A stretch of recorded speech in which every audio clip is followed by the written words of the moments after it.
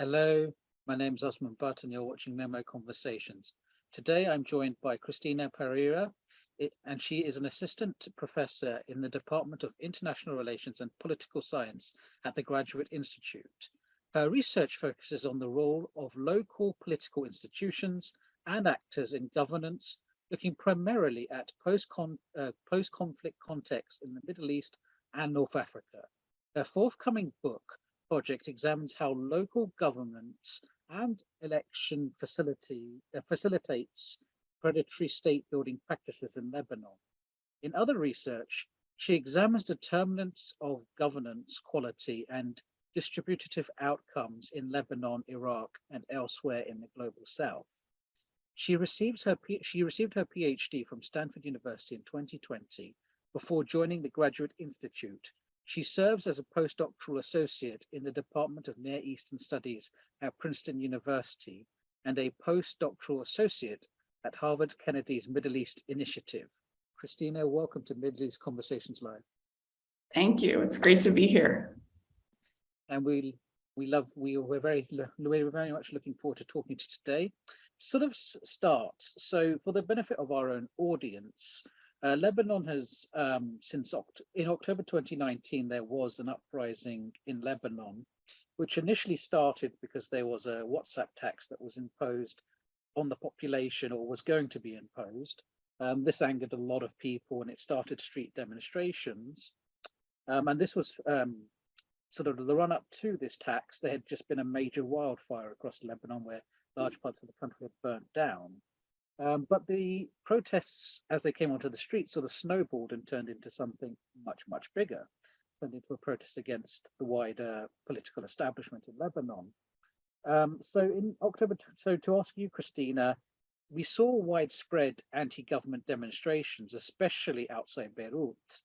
But could you perhaps tell us who was protesting and what compelled them to come onto the streets? Sure. So I think it's important to note, first of all, that the protests that started in October of 2019 were the first protests that were sort of universal across all regions of the country and across all different sort of ethno-religious or sectarian groups in Lebanon. So, for example, protests in 2005, what later became known as the Cedar Revolution, were largely concentrated among Sunni Muslims and Christians. They also largely occurred within Beirut. And likewise, the U-Stink protests around the garbage crisis in 2015 were largely concentrated within the capital, and they were not sustained for very long. These demonstrations, I would say by contrast, were very sustained and widely attended, even in sort of peripheral urban areas like Tripoli and Saida. So in terms of who participated, I was actually conducting a survey in Saida when the protests began. So we did pause the survey for security and safety reasons and then returned to it a few weeks later. And we added some questions asking people about protest participation. And actually quite a few of our respondents had participated in the protests in that first month. And so we got a sense demographically of what that subset looked like. And similar to what we know about a lot of protests that have happened in the Middle East and the global South over the last 10, 20 years, protesters were generally younger, better educated. There was a slight male skew and had higher levels of unemployment. So kind of tracking with what we've seen in other protest contexts, particularly in the Arab world. In terms of the causes of the protests, you mentioned the WhatsApp tax. You mentioned the wildfires, and I think it's important to separate between sort of proximate causes and structural causes. And I think those were both really, really important sort of sparks that lit the initial protest. But I think the structural causes were much more dire, of course, and they were also related, right? Because these are all sort of, governance failures and seemingly, in the case of the WhatsApp tax, sort of actions taken by what were perceived as a predatory political elite. I would say over the longer run, since the end of the civil war in Lebanon in 1990, by most measures of quality of infrastructure, social protection, and social welfare provision, Lebanon is one of the most poorly governed countries in the world, and certainly among what were, at the time in 2019, its upper middle income peers. And because of this, most services have been effectively, at least partially, privatized. And this, of course, comes at great cost to citizens, and in particular to lower and middle class citizens who obviously went out into the streets and protested. Yeah, Lebanon's quite an interesting place because it's one of these places where you've got such poor governance and poor outcomes, but it's, for a long time, obviously many years ago, it was famed for its financial institutions, and it was even praised because it was one of the few countries that didn't suffer massively from the 2008 crash because of so-called conservative banking in Lebanon, and it led to some charges, some people claiming in most countries have a bank. In Lebanon, the bank has a country. So it's a very interesting dynamic there. And I want to sort of think about this as we're moving on to the next sort of question, which is that we often, Lebanon is known for having 18 or so religious sects, and it's very well known it's a sectarianized political system. You've got a Christian president, a Sunni prime minister, and a Shia Speaker of the House. So it's very structurally sectarian with different political parties playing for that role. But I'm wondering, what does this sectarian narrative miss about politics in Lebanon?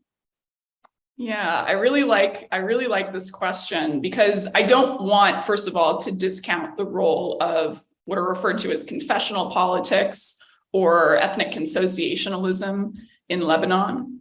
This is certainly extremely important to understanding how power is distributed, how people understand the concept of representation. But this is, I think, just one axis among many along which political identity is exercised and contested.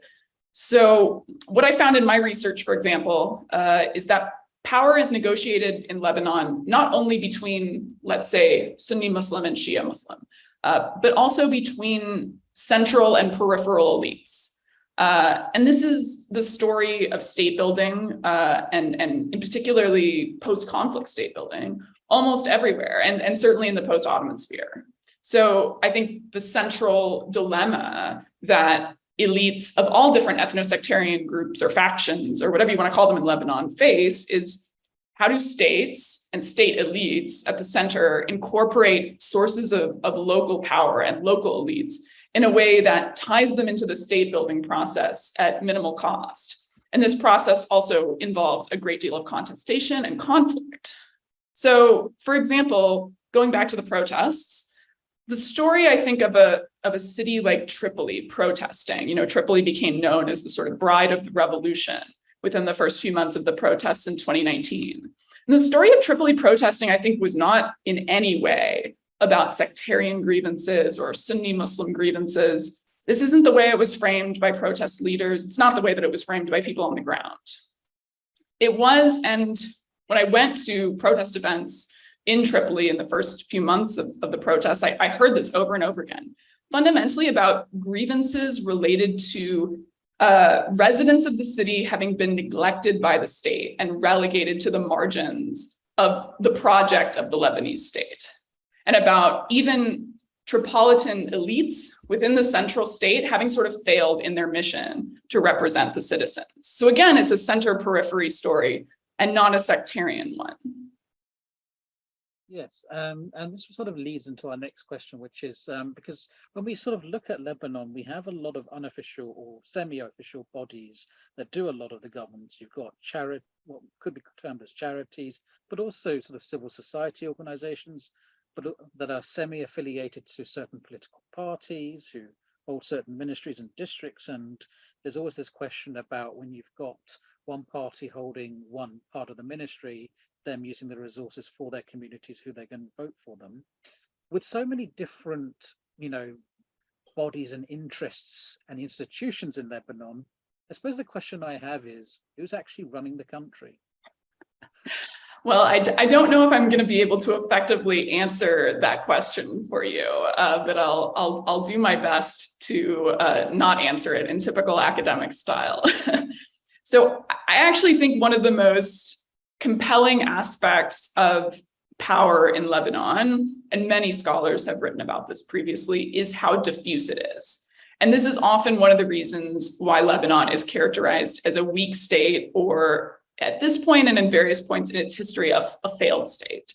And what I would say is the channels by which the state and its attendant elites, in fact, exercise power are often via a variety of what you've highlighted and pointed out as sort of non-state actors, right? Parties, charitable organizations set up by political entrepreneurs, ethno-religious institutions, even armed groups.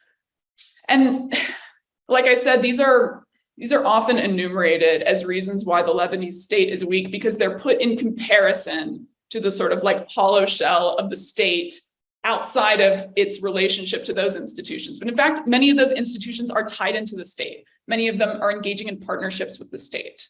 So for example, the primary healthcare system in Lebanon is largely administered by the Ministry of Health, but frequently these physical institutions across the country are funded and administered on a daily basis by non-state organizations, including non-state organizations and charities tied to political figures who exercise power within the state.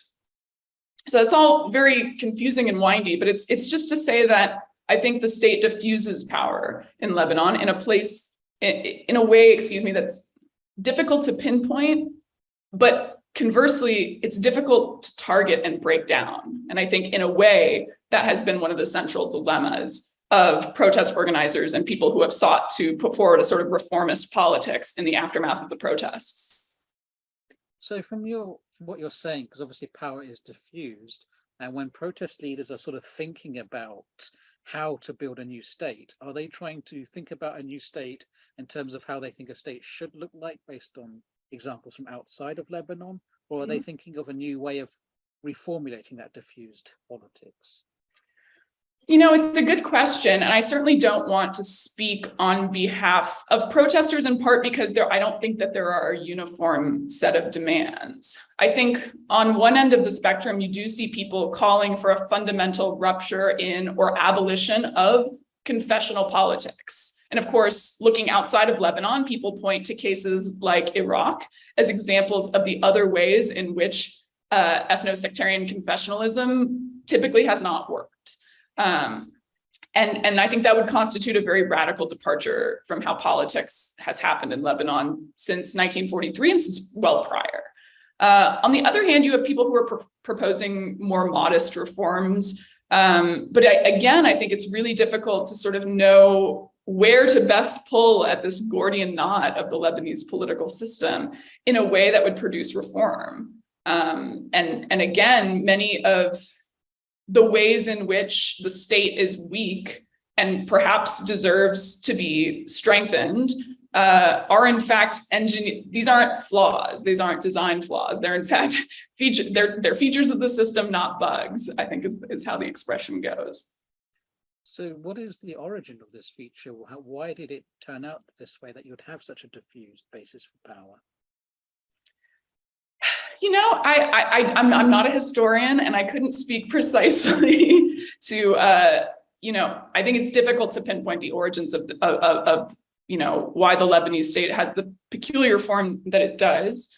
I think obviously there are people who highlight the role of colonialism and how French colonial authorities engineered a particular system of proto-sectarian power sharing in a way that would render the state purposely weak. Of course, there's the argument that Lebanon has historically served as a sort of quote unquote laissez-faire banking center within the Middle East. And so keeping it a sort of like comparatively weak state, not having particularly robust social protection, social welfare institutions is in fact sort of inherent to the role that it was designed to serve within the region. I think there's a lot of different arguments that you can make. And I think all of them probably have, validity. It's not the story of one or the other. But I also think moving forward, it's important to understand, to not sort of point to origins maybe decades or centuries ago, and then to sort of draw a clear straight line to the present.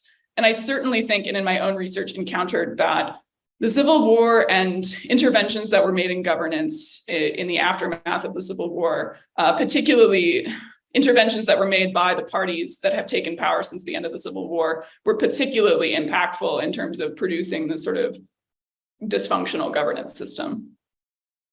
I want to now zoom away a little bit from talking about the institutions themselves, and I want to think more about the politics, right?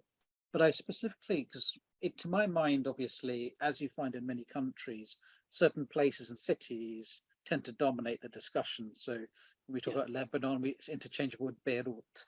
But I'm wondering, what does politics even look like if you're living in Tripoli or even in villages in the Bekaa Valley? Yeah, I think this is a really great point. Typically, the politics of the capital in a place like Lebanon, or really no matter where you look, are going to be very, very different from the politics of the urban periphery and then from the politics of more sort of like peri-urban or rural areas. And it's no different in Lebanon. So first of all, from a technical administrative perspective, the Beirut municipality is administered in a completely different way than any other city in the country, even Tripoli. So it's administered much more heavily by the central state than by the municipal officials that constitute the municipal government itself. So I would separate that out from a sort of institutional perspective. Secondly, I would say, yes, there is I think a series of more specific ways in which power is exercised at the municipal level, again, distinguishing between urban and rural municipalities outside of Beirut. In these areas, generally, the local government and local elites are the front lines of service provision. And this is tied to the central state in various ways that I've done a lot of research on, but also very separate. These officials don't have a ton of independence or autonomy, but they do have a lot of responsibilities for everyday governance. That being said, particularly in smaller peri-urban and rural municipalities, local governments and elites, or at least formal sort of elected officials, have very little sort of independent capacity. So for example, I believe the Lebanese Center for Policy Studies did a study showing the vast majority of municipalities have fewer than 5 employees. Many of them have not a single employee. Many have incredibly small budgets. And this renders most of them either ineffective as service providers, as they're sort of designated by the central state, or heavily dependent on the central state. I think another related sort of axis of variation at the local level, particularly outside of Beirut, is the degree of party control over municipalities. So these parties that have come to dominate Lebanese politics since the end of the Civil War also exercise a lot of power at the local level as well.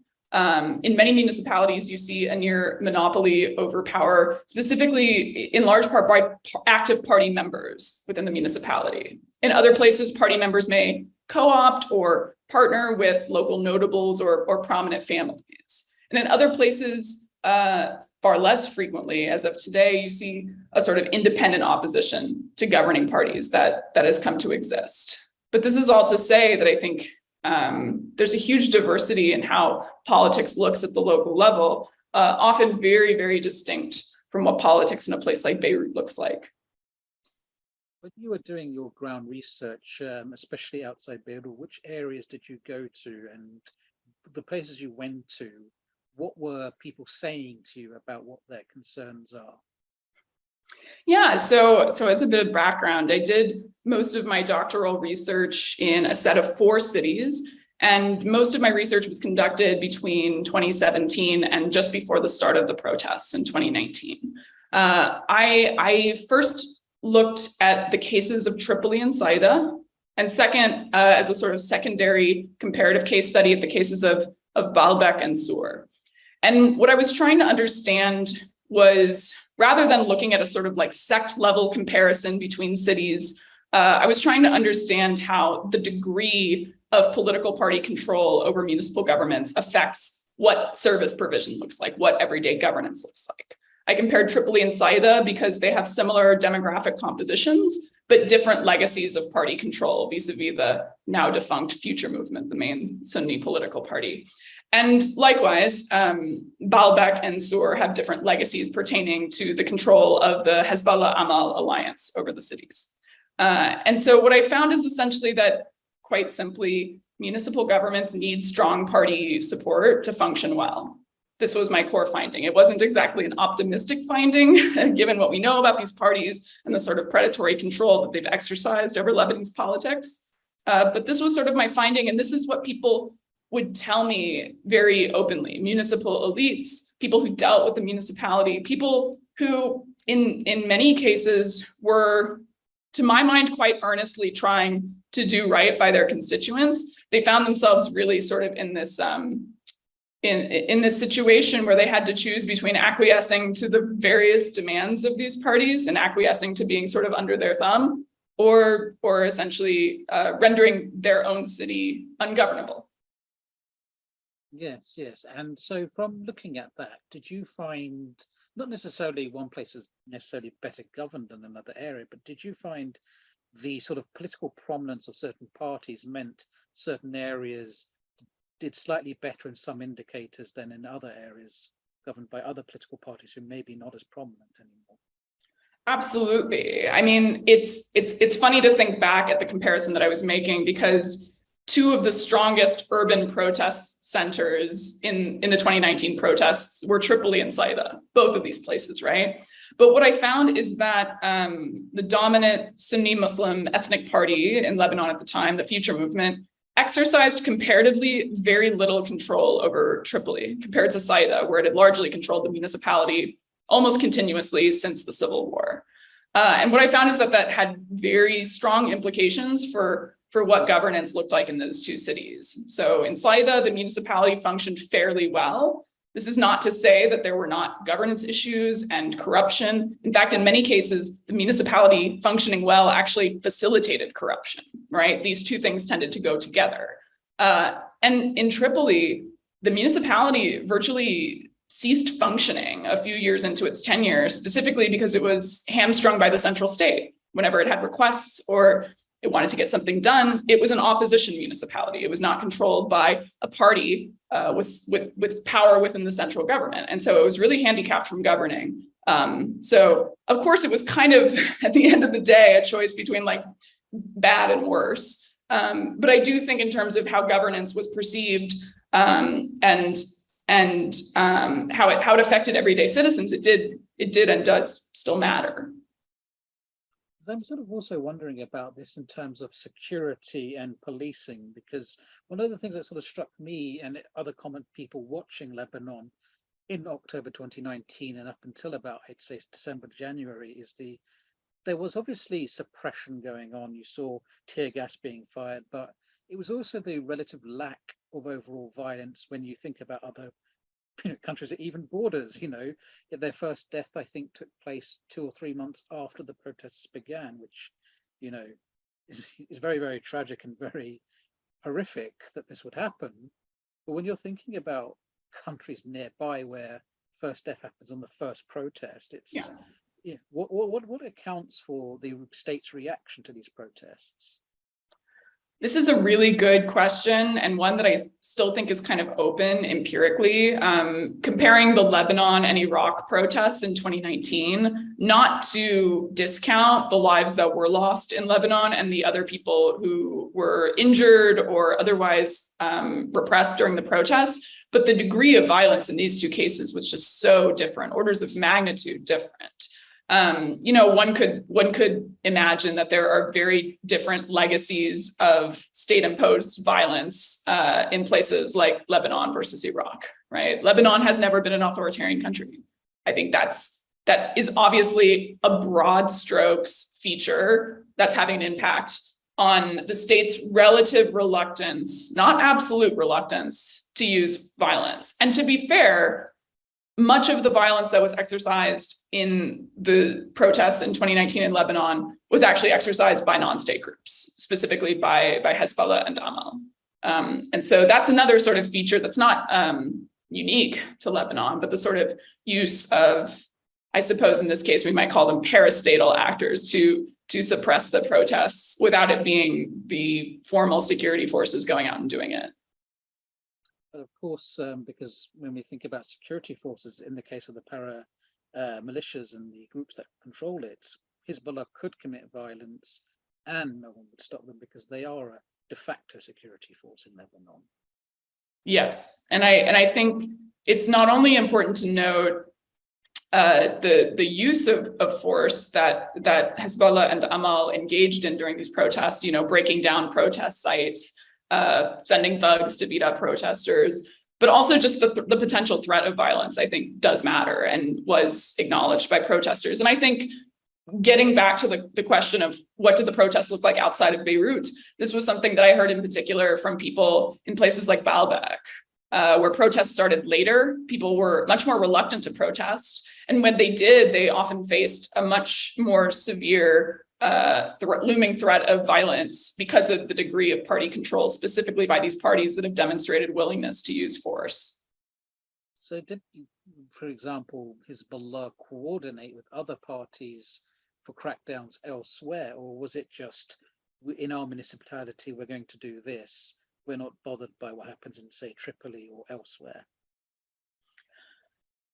To a certain extent, I couldn't speak, I think, to the specifics at the level that you're talking about, but my sense is that a party like Hezbollah that has very little popularity or representation comparatively within a place like Tripoli and does not have that sort of same co-sectarian affiliation would largely stay out of the protest movement there. And I think per what we know from a scholarly perspective on in-group policing in ethnic communities, that each of these sort of governing ethno-sectarian parties in Lebanon are particularly interested in policing the behavior and the loyalty of their own communities. And so I think that's where they chose to concentrate their resources, and also to a certain extent, of course, within the capital, which was the sort of focal point of the protests. So we've spoken a lot about the protests, and obviously many things have happened since then. You had the 2020 Beirut port explosion, you've had financial meltdown since then. So I'm wondering now, here in 2022, where are we today with this movement of protesters? And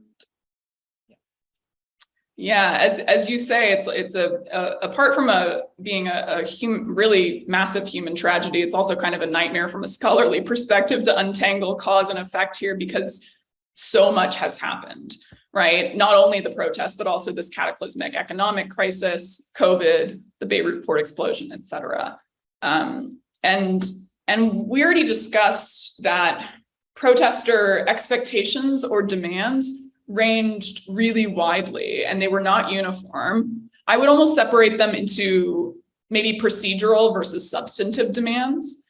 So procedural demands, I'm thinking about things like the resignation of the government, which did come shortly after the protests began, with the resignation of Saad Hariri, early elections, electoral reform, that sort of thing. And then you had substantive demands, the regulation of the banking sector, capital controls, social protection, negotiation of the terms of a deal with the International Monetary Fund. And I would say several of those procedural demands have been over time met, including the renewal of elections. These substantive demands, not so much. But in terms of elections, obviously the national elections that occurred in May of this year, I do think demonstrated that these governing parties' sort of ironclad monopoly on power is likely over. I don't want to overstate or make bold predictive claims, but typically in these sorts of systems where you see a cartel of parties that monopolize power, typically when you start to see it erode, it's the beginning of the end, right? And I think what these latest elections did was demonstrate that it was possible to undermine the total electoral dominance of the people who have governed since the end of the Civil War. But what's the ultimate impact of this new representation? In a government as divided as Lebanon's today, not much legislatively. So the deadlock over government formation seems like it will continue, potentially for a very long time.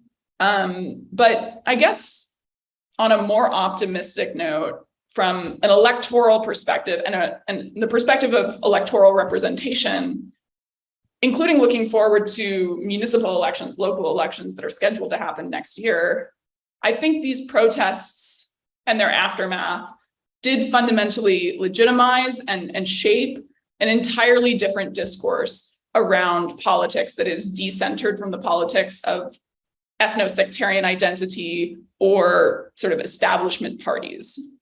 There is now, I think, a really clear regime versus opposition dynamic that has always been there. I don't want to suggest that it hasn't been present, but that has been legitimized and recognized in public discourse and used as the basis of doing politics by people who are now demonstrably receiving quite a bit of mass support. And that I don't think has ever happened in the country's history. And so where that leads, particularly given the sort of contours of the political order today, I'm not sure, but I do think it's evidence of a new type of politics emerging. So I have two more questions because as you're talking, I keep coming up with more questions. It's the sound of a good guest. So the next question I want to sort of ask is, so you did all this sort of research, you went on the ground and you spoke to people in these different municipalities. From what you could see, how do you see sort of society changing just based on the people you've spoken to? How have they changed in the last few years? Yeah, it was really interesting because I did a lot of interviews with people involved in municipal affairs right before these protests happened, I would say in the 2 years prior. And then I went back to Lebanon a few times for shorter trips, and I talked with some of those same people after these protests had occurred. And many of these people, they really ranged in terms of their identities. Some of them were longtime party loyalists who were also at the same time quite interested in the development and, infrastructure and welfare of their cities. Other people were very reformist minded. They had, broken with the traditional parties or they had never been a part of them. And what I saw, again, speaking to what I was saying earlier, was the real acknowledgement by all of these people of the idea of a cohesive multi-party regime that had unfortunately captured Lebanese politics and that in some way was not reformable, that actually needed to be ousted or removed from politics altogether. This idea of all of them is all of them, of course, was far more recognized, including by people who I wouldn't have necessarily expected to recognize it as a valid idea. On the other hand, I did see some similar ideas related to lopsided blame or partisan affiliation or loyalty emerge, right? So some of the people that I talked to, for example, would say, what's going on in Lebanon is horrible. We need reform, we need change. But there are some people who are more to blame than others, right? And there's some guys, specifically the guys that I used to support, who are not as to blame, or they are simply beholden to other people within the system. So there's a sort of hierarchy of blame developing. And I do think, again, it speaks to that idea that it's really hard to sort of precisely pinpoint blame in a system where power is as diffusely and complexly distributed as a place like Lebanon.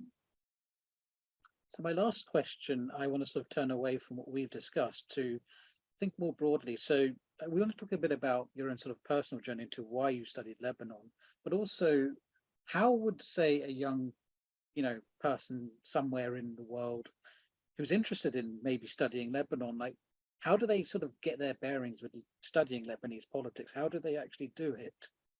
Oh my gosh, I'm still learning.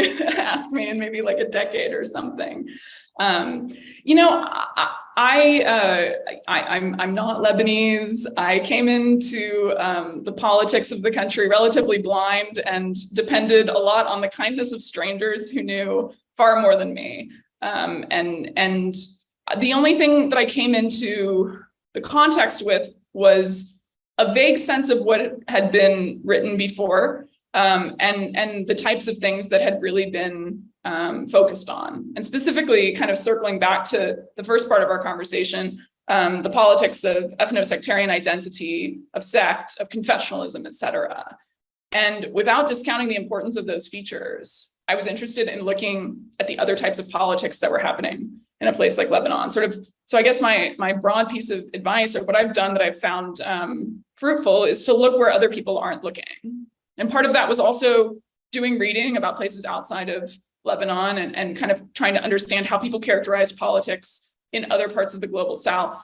I looked a lot at literature on local governance in sub-Saharan Africa, in Latin America. I found that really, really helpful. And I also relied a lot, not just on the kindness of strangers, but also the intellectual production that had already gone on surrounding the topic of local governance, of center-periphery relations in Lebanon, because it was certainly there, and other scholars had looked at this and pointed out that it might be a provocative point of study. And so yeah, that's really who I would credit more than anything I did. Christiana Parreira, thank you very much for talking to us in Memo Conversation. Thank you. And to our audience, thank you for tuning in. Tune in next time for more Memo Conversations.